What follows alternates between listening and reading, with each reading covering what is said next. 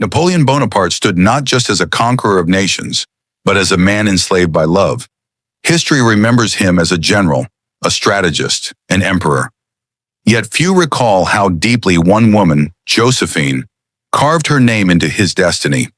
Their story was not one of fairy tales, but of passion, betrayal, and the painful truth that power cannot command the heart. When Napoleon first met Josephine de Beauharnais, she was already the talk of Paris. Elegant, older, and surrounded by admirers, she had a charm that disarmed even the sharpest minds. Napoleon, a rising military officer hungry for recognition, was captivated instantly.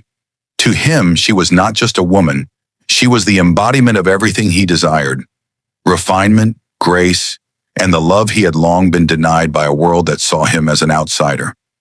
He wrote to her endlessly, his letters dripping with obsession and vulnerability.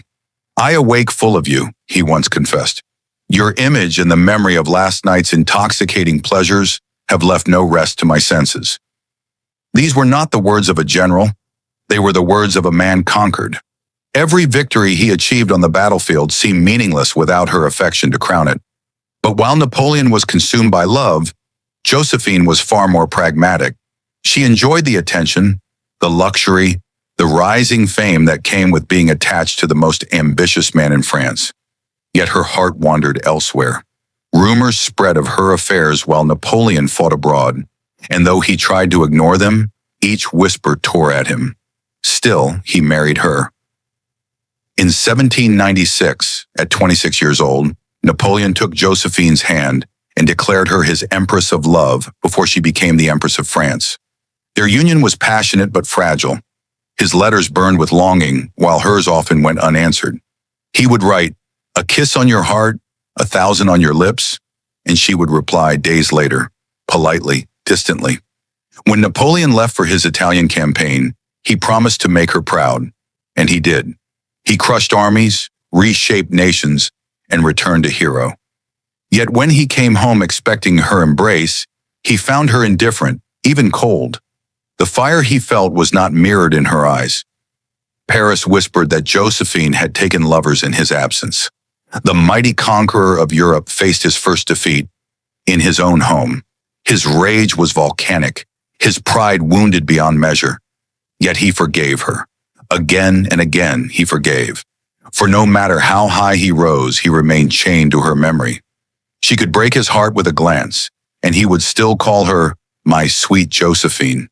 It was the one war he could never win.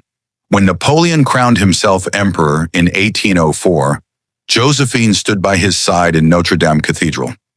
In one of the most symbolic acts in history, he took the crown from the Pope and placed it upon his own head, a gesture of defiance to the world. Then he turned and crowned Josephine Empress. The crowd erupted. It seemed as though the gods themselves had blessed their union. But beneath the golden glory lay a truth both of them knew. She could not give him an heir. For years, Napoleon tried to ignore the reality. His empire needed a successor, yet Josephine could bear no more children. The weight of history pressed upon him. Advisors urged him to remarry. The man who had bent kings to his will now faced a decision that tore him apart. Love or legacy? In 1809, after years of inner conflict, Napoleon finally chose duty over devotion. The divorce of Napoleon and Josephine was not an act of cruelty. It was a tragedy of necessity. On the day he announced it, his voice broke. He said, "I am sacrificing my happiness to the needs of France." Josephine wept, silent but proud. She understood before he spoke. They embraced one final time, two souls bound by a love that neither time nor power could erase. Even after their separation, Napoleon never stopped caring for her. He ensured she lived in comfort, with the title of Empress retained. When he remarried and sought an heir, he wrote to Josephine still. "You are always in my thoughts," he confessed. "I have never loved anyone as I loved you." She replied only once more, with words so gentle they broke him anew.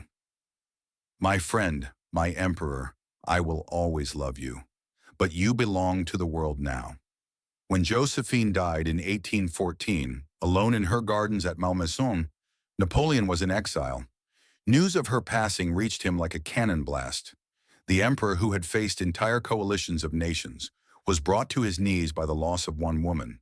Those who saw him said he wept openly, whispering her name over and over. "Josephine," he said, "this is the end." Years later, on the island of Saint Helena, as his health faded, Napoleon would often walk the cliffs and speak softly to the sea. When asked what he thought about most, he did not say glory, empire, or victory. He said, France, army, Josephine, the three pillars of his life. Their story was not a love story in the ordinary sense. It was an empire built on emotion, ambition, and fragility. Two souls whose passion burned too bright to last. He conquered nations but could never command the heart of the woman he loved most. And in the end, it was not his enemies that broke him. It was love. Because even emperors fall. And when they do, it is never to armies, but to the ones they cannot forget.